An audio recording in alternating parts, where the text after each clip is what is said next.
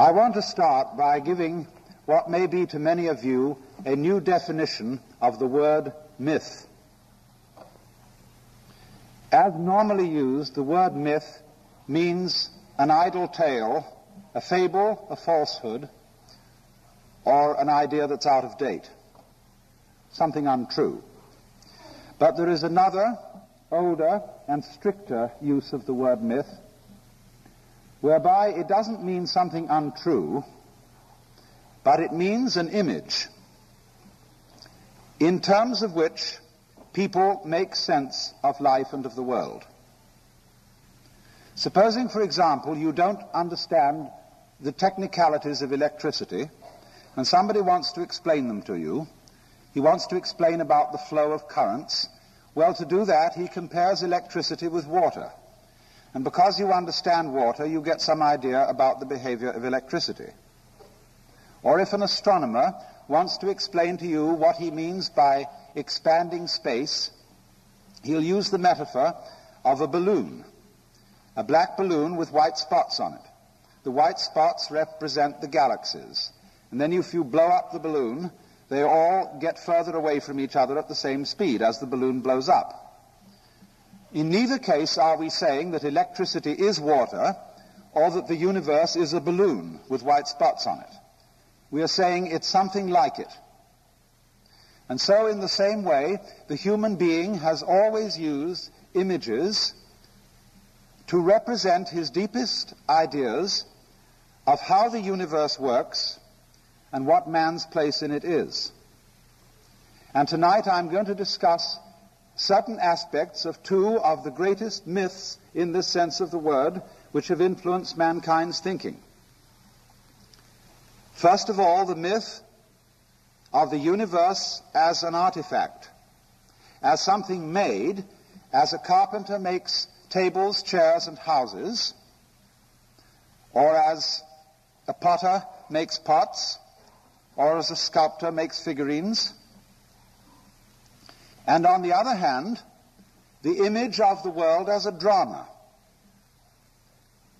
in which all the things in the world are not made, but acted, in the same way as a player acts parts. For these are the two great images which govern respectively the religions of the West, descending from Hebraism, that is to say, Hebraism itself, Christianity, and Islam, and on the other hand, the myth which governs those religions which have had their origin in India, most particularly Hinduism itself, and to a lesser extent Buddhism. And I want to make it perfectly plain, before I go any further, that in talking about these two great religious traditions, in terms of images, I am talking about the way they express themselves at a rather popular level. Sophisticated Christians and sophisticated Hindus think beyond images.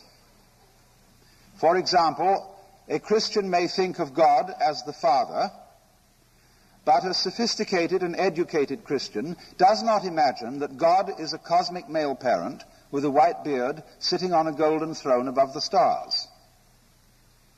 Nor does a Hindu imagine literally that God is the super showman, the big actor. These images are what it is like, not what it is. And perhaps when I get through with discussing them, we'll be able to ask the question as to whether any of these images still make sense to us in this 20th century, when we have a view of the world so powerfully shaped by Western science. Now let me begin then with a few things about the image of the world, and thus the image of man, as it comes to us from the Hebrew Bible.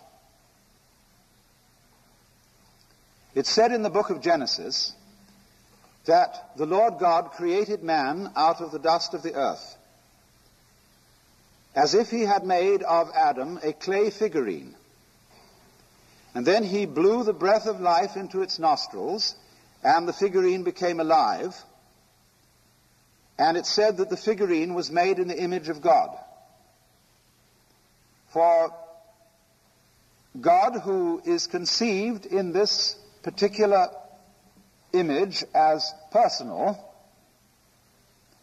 as a living, intelligent spirit, creates in man something like that. But you must note very definitely that this is a creation, as the potter makes a pot out of clay. For the creature that the Lord God has made is not God. The creature is something less than God. Something like God, but not God. And you will see some very interesting consequences follow from this idea of the world as an artifact. What follows from it is that the whole universe is seen as a marvelous technical accomplishment. And if it is made, there must be an explanation of how it is made. And the whole history of Western thought has in many ways been an attempt to discover how the Creator did it. What were the principles? What were the laws laid down?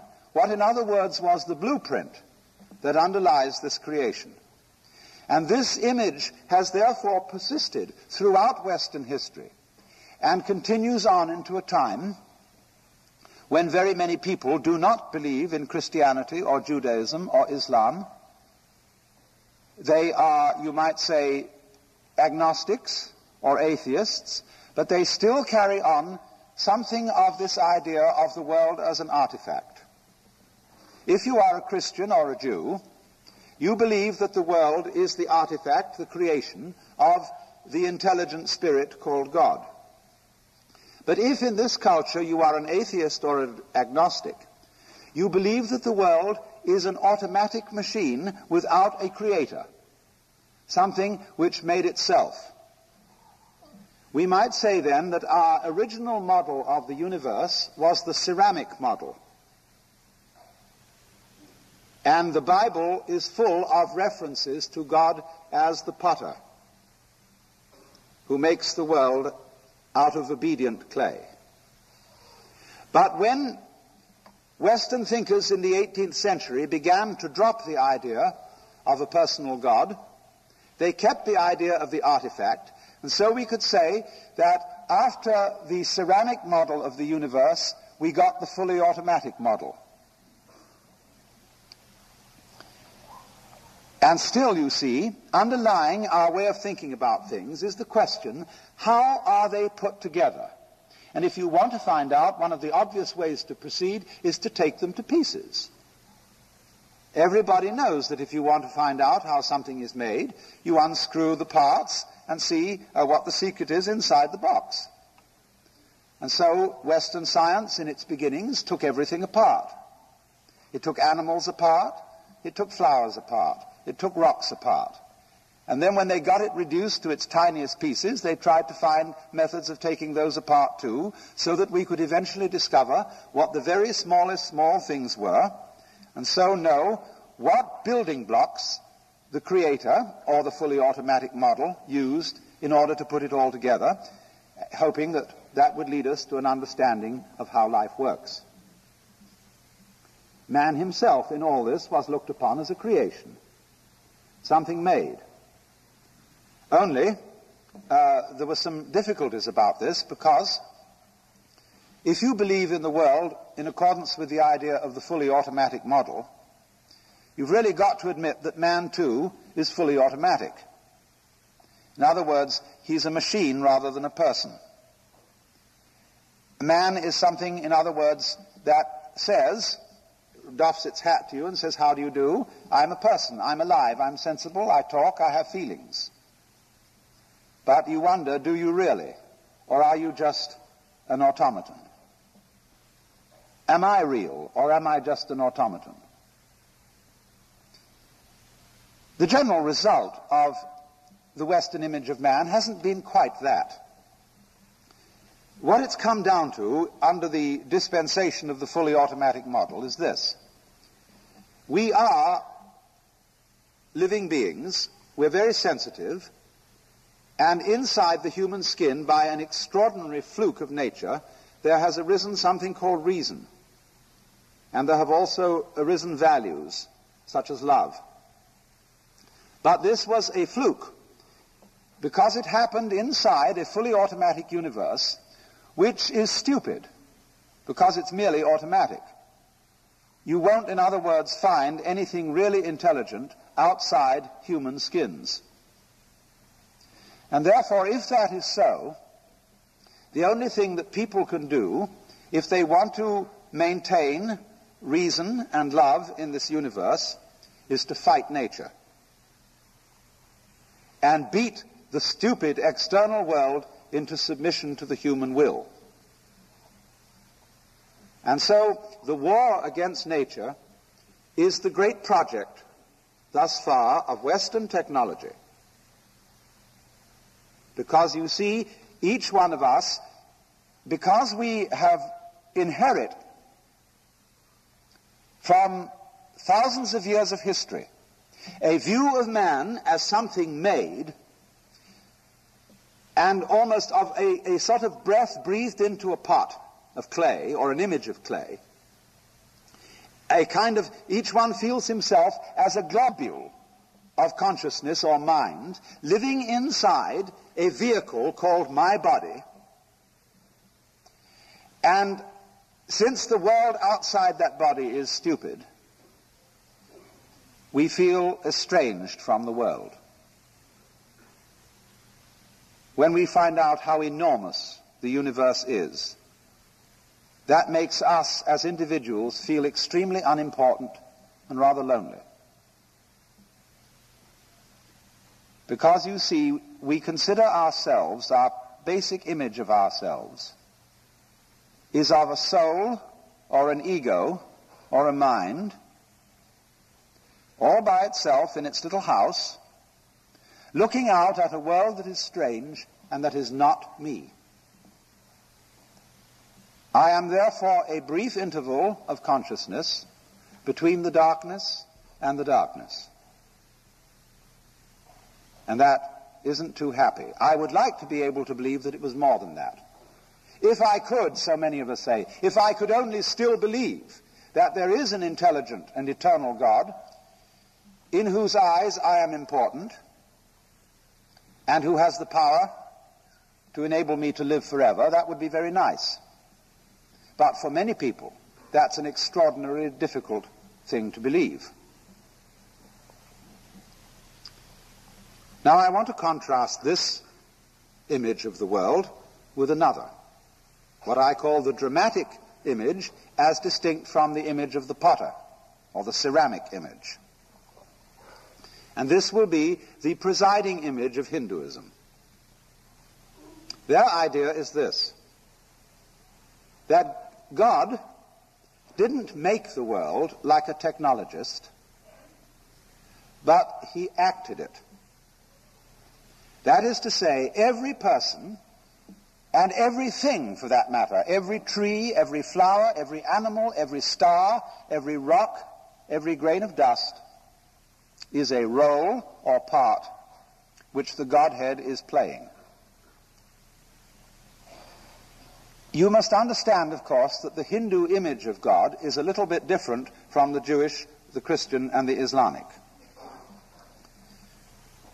When I was a little boy, I used to ask my mother interminable questions. And when she got sick of it, she said, "My dear, there are some things in this life that we're just not meant to know." Well, I said, "Will we ever know?" She said, "Yes. If you die and then go to heaven, God will explain it all." And so I used to hope that on wet afternoons in heaven, we would all be able to sit round the throne of grace and say to the Lord, "Why did you do this and why did you do that?" And he would explain. Every child in the West asks his mother, "How was I made?" And nobody knows, but they know that perhaps somebody does, and that'll be God, and he'll be able to explain. Likewise, if anybody gets mentally deranged and claims to be God, we always humor such people by asking them technical questions. how did you make the world in 6 days? Or if you're God, why couldn't you change this plate into a rabbit?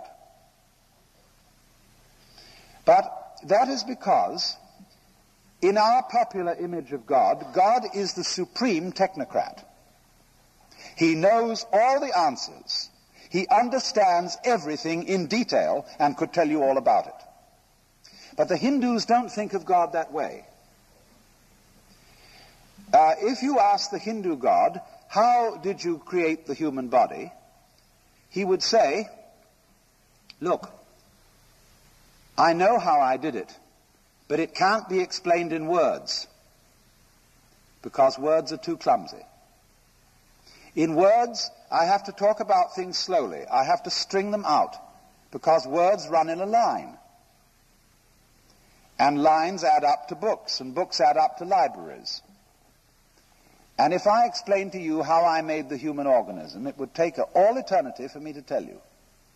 Unfortunately for me, I don't have to understand things in words in order to make them happen. Nor do you. You don't have to understand in words how you breathe. You just breathe. You don't have to understand in words how to grow your hair, how to shape your bones, how to make your eyes blue or brown. You just do it. And somebody who does understand to some extent, maybe a physiologist, he can't do it any better than you can.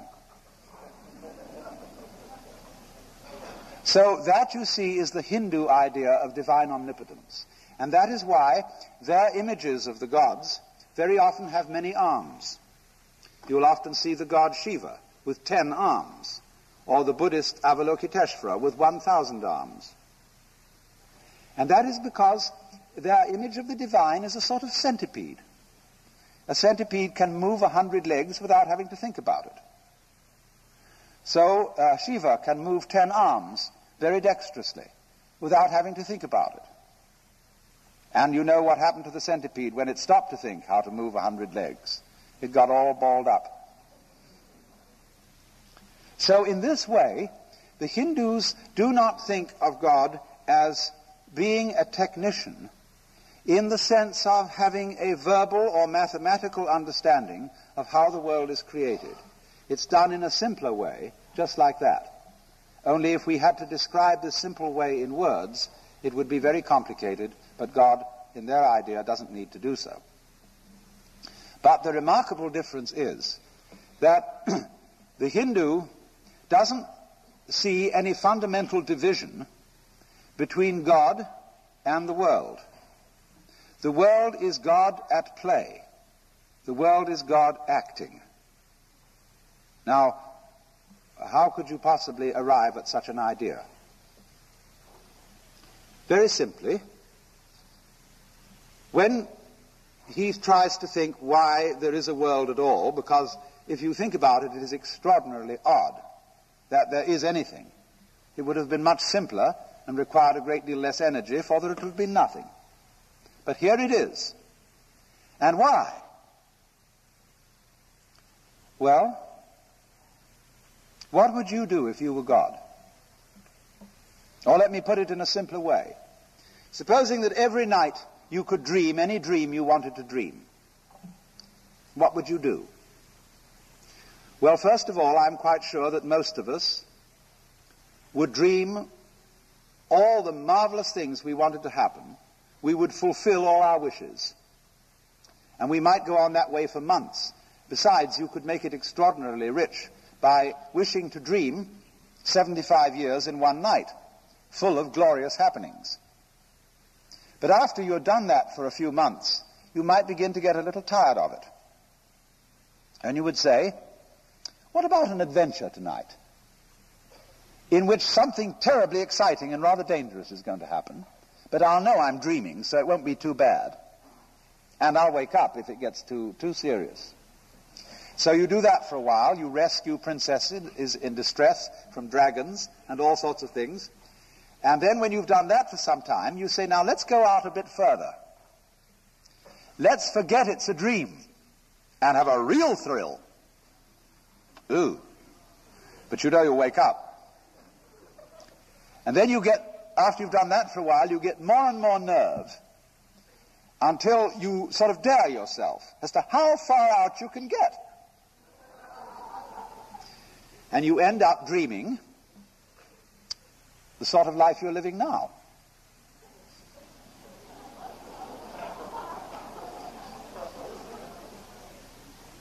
Now, why does one do that? Why would one do that? The reason, the Hindu would say, is that the basic pulse of life, the basic motivation of existence, is what we call the game of hide and seek. Now you see it, now you don't. You see, everything's based on that, because all life is vibration, pulsing. Light is a pulsation of light-darkness. Sound is a pulsation of sound-silence. Everything is going at various speeds. And in order to have, say, it's like the motion of a wave. Now, a wave consists of two pulses, the crest and the trough.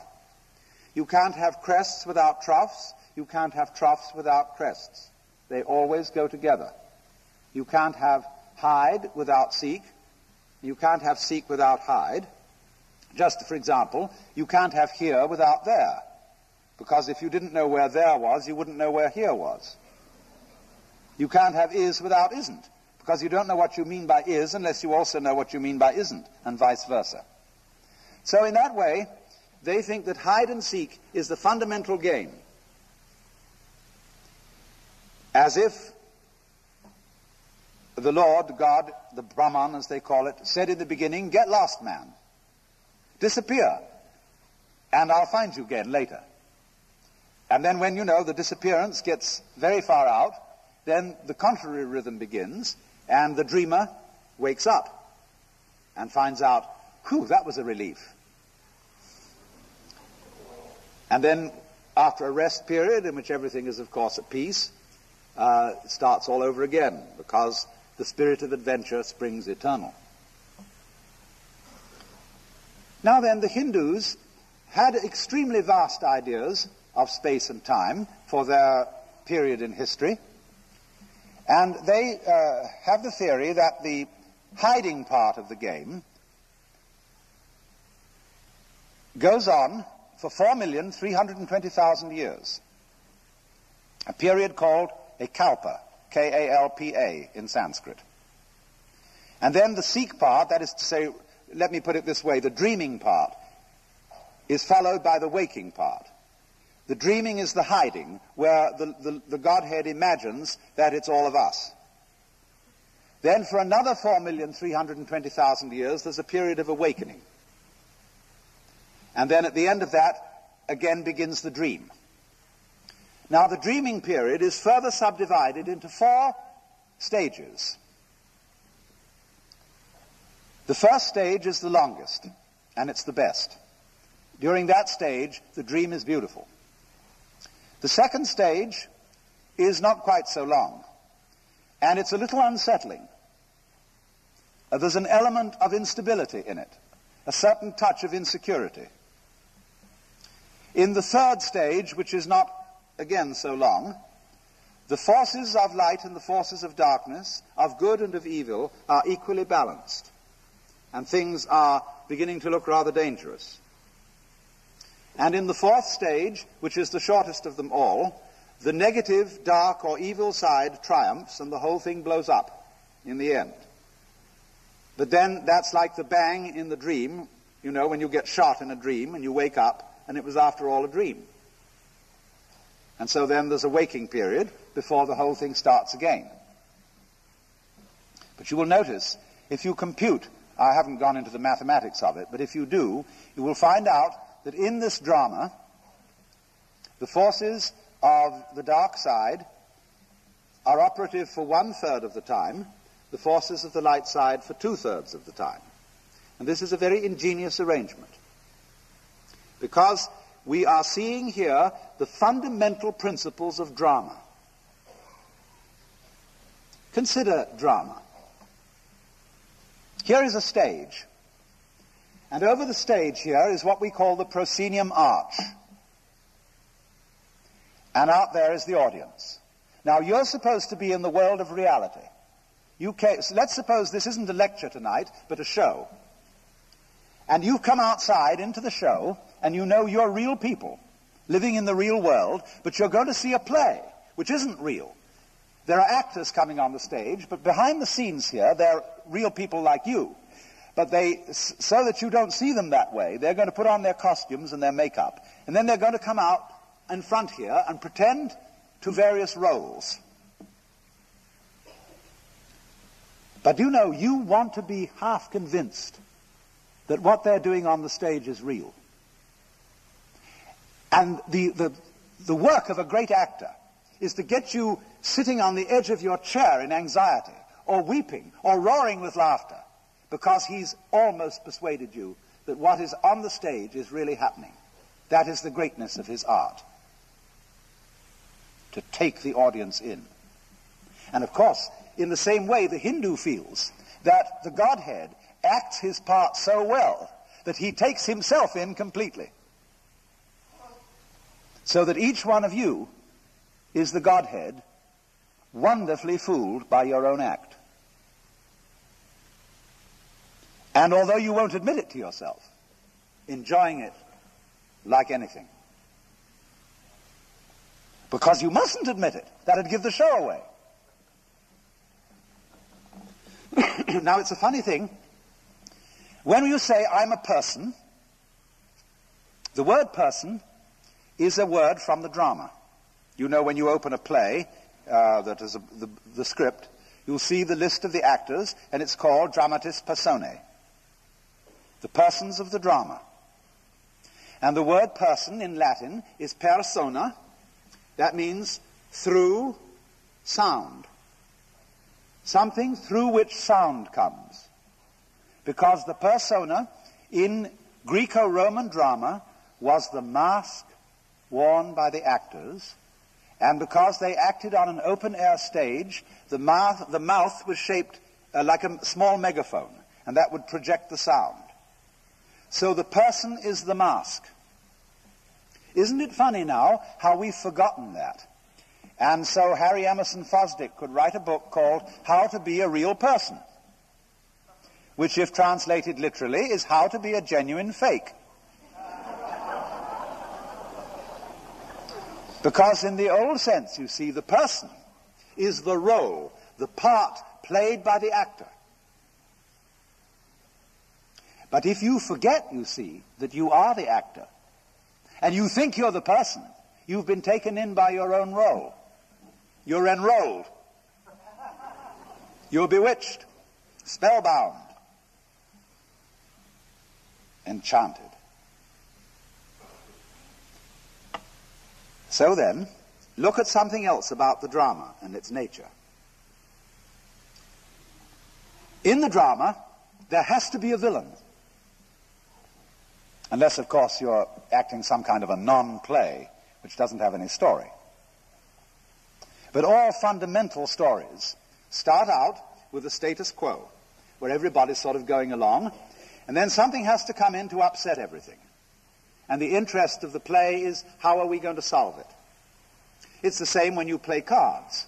Supposing you're playing solitaire. You start by shuffling the deck, and that introduces chaos. And the game is to play order against chaos. So in the drama, somebody has to be the villain and play the dark side. And then the hero plays against him. If you go to the theater for a good cry, then you let the villain win and you call it a tragedy. If you go for a thrill, you let the hero win. But if you go for laughs, you call it a comedy. There are different arrangements then between the hero and the villain. But in all cases, when the curtain goes down at the end of the drama, the hero and the villain step out hand in hand, and the audience applaud both. They don't boo the villain at the end of the play. They applaud him for acting the part of the villain so well. And they applaud the hero for acting the part of the hero so well.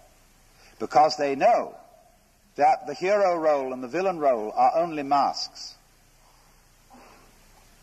And so you see behind the stage, too, there is the green room, where after the play is over and before it begins, the masks are taken off. And so the Hindus feel that behind the scene, that is to say, in reality, under the surface, you are all the actor,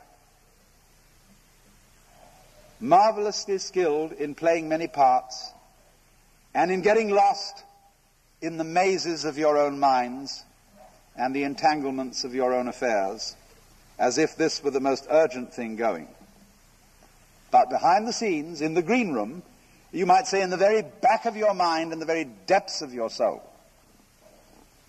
you always have a very tiny sneaking suspicion that you might not be the you that you think you are. The Germans call it a Hintergedanke, a thought way, way back in your head that you will hardly admit to yourself. Because, of course, you've been brought up, most of you, if you were brought up in the Hebrew Christian tradition, it would be very wicked indeed to think that you were God. That would be blasphemy. And don't you ever dare think such an idea. Which, of course, is all as it should be, because the show must go on. Until, of course, the time does come to stop. Now, you will see that this involves two quite different ways of dealing with the fundamental question, two fundamental questions. One, what is man? That is, who are you? And in the Hebrew Christian answer, we more or less say, well, I'm me. I'm Alan Watts. I'm John Doe. I'm Mary Smith. And I firmly believe I am, because I really oughtn't to think anything else, ought I? And that me is a finite ego, or a finite mind, whatever that is. On the other hand, the Hindu will say that the real self, which he calls Atman, A-T-M-A-N, is what there is. It's the works. It's the which than which there is no whicher. The root and ground of the universe and of reality.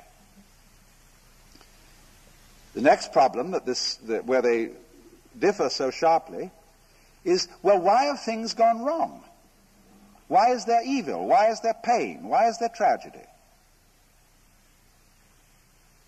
Now, in the Christian tradition, you have to attribute evil to something else besides God. There, God is defined as good. And he originally created the scheme of things without there being any evil in it. But there was a mysterious accident in which one of the angels, called Lucifer, didn't do what he was told. Man, there was a fall of man. Man disobeyed. He went against the law of God. And from this point, evil was introduced into the scheme of things, and things began to go wrong, that is to say, against the will of the perfectly good Creator. Now, the Hindu thinks in a different way. He feels that the Creator, or the actor, is the author of both the good and the evil. For the reasons that I explained to you, you have to have the evil for there to be a story. And in any case, it isn't as if the Creator had made evil and made someone else its victim. It isn't like saying God creates the evil as well as the good, and poor little us are his puppets and he inflicts evil upon us. The Hindu says nobody experiences pain except the Godhead. You are not some separate little puppet which is being kicked around by omnipotence. You are omnipotence in disguise. And so there is no victim of this. No helpless, defenseless, poor little thing. Even the baby with syphilis is the dreaming Godhead. Now, this makes people brought up in the West extremely uneasy, because it seems to undercut the foundations of moral behavior and say, well, if good and evil are created by God, isn't this a universe in which just anything goes? I mean, if I'm God in disguise, surely if I realize that, I can get away with murder. Well, think it through. Didn't I point out that in the game, as the Hindus analyze it, the evil part has 1/3 of the time, and the good part has 2/3? What sort of a game do you want, anyway? You will find out, you see, that all good games, games that are worth playing and that arouse our interest, are constructed like this. If you have the good and the evil equally balanced, the game is boring. Nothing happens. It's stalemate. The irresistible force meets the immovable object. On the other hand, if it's all good, and there's hardly any evil, maybe just a weeny little bit of a fly in the ointment, it also gets boring. Just in the same way, for example, supposing you knew the future and could control it perfectly, what would you do? You would say, let's shuffle the deck and have another deal. Because, for example, when great chess players sit down to a match and it suddenly becomes apparent to both of them that white is going to mate in 16 moves and nothing can be done about it, they abandon the game and begin another. Because they don't want to know. There wouldn't be any hide in the game, any element of surprise if they did know the outcome. So, a game with good and evil equally balanced isn't a good game. A game with the positive or good forces clearly triumphant isn't an interesting game. What we want is a game where it always seems that the good side is about to lose. I'm in really serious danger of losing. But manages always to sneak out. You know how it is in serial stories when they get the hero at the end of an installment in some absolutely impossible position where it seems that he's going to be run over by a train because he's tied with his girlfriend to the rails, and you know somehow in the next installment the author's going to get them out of the difficulty. Only he mustn't do it too obviously because you won't go on reading the next installment. So then what's necessary is a system in which the good side is always winning, but never is the winner. Where the evil side is always losing, but never is the loser. That's a very practical arrangement for a successful, ongoing game which will keep everybody interested.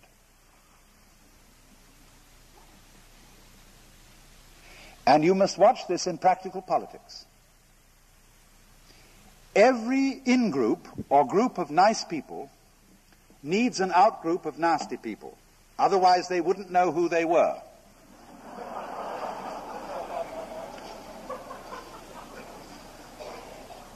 And you must recognize then that this out-group is your necessary enemy, whom you need. He keeps you on your toes. But you mustn't obliterate him. If you do, you're in a very dangerous state of affairs. So you have to love your enemies in this sense, regard them as highly necessary, and to be respected chivalrously. We need the communists, and they need us. The thing is to cool it and play what I call a contained conflict. When conflicts get out of hand, all sides blow up. Oh, of course, I suppose then there's another deal, maybe 1 million years later. Now, let me see if I can for a moment put these two visions of the world together. It seems that if you believe the Christian, Hebrew, Islamic view, that you can't admit the Hindu view. Because if you're a Christian, the one thing you cannot believe, if you say you're at all Orthodox, you're an Orthodox Protestant Bible type, or if you're a Roman Catholic, you can't believe that you are God. And so that excludes Hinduism, apparently. But let's go back to Judaism for a minute and ask this question. If Judaism is the true religion, can Christianity be true too? No. No. Because there's one thing in Christianity that the Jew can't admit, and that was that Jesus Christ was God. That is unthinkable for a Jew, that any man was indeed God in the flesh. All right, second question. If Christianity is the true religion, can Judaism be true too? The answer is yes, because all Christians are Jews. That is to say, they have taken in the Jewish religion, lock, stock, and barrel, in the Old Testament, into their own religion. Every Christian is a Jew plus something else, which is his particular attitude to Jesus of Nazareth.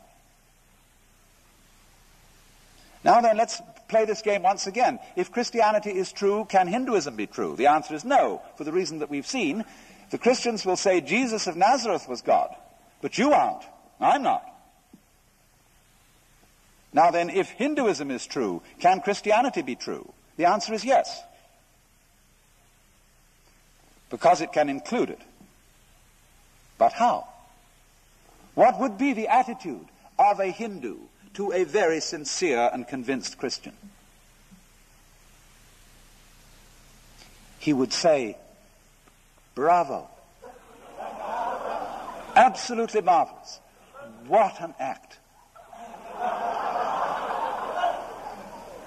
Here in this Christian soul, God is playing his most extraordinary game. He is believing and really feeling that he's not himself. And not only that, but that he is living only one life. And in that life, he's got to make the most momentous decision imaginable.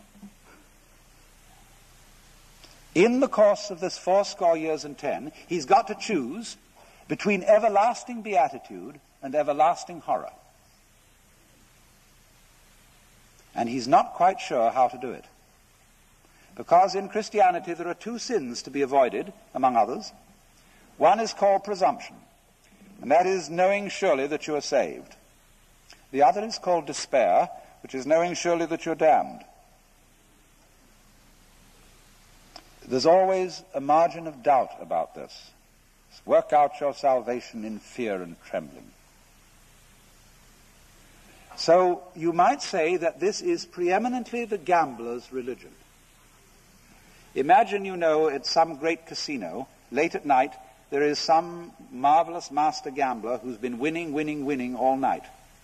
And then suddenly he decides to stake his whole winnings on whether the ball lands on red or black. Sensation! Everybody gathers from all over the casino to watch this terrific gamble. So in the same way, the predicament in which the Christian soul finds itself is this colossal gamble, which is saying this universe can possibly contain in it ultimate tragedy. There could be such a thing as an absolute, final, irremediable mistake. And what a horror that thought is. And so the Hindu is sitting in the audience, fascinated by this Christian's extraordinary, reckless gamble. He says, that's a beautiful game. The Christian doesn't know it's a game, but the Hindu suspects it is. And he's a little bit admiring it, but not quite involved.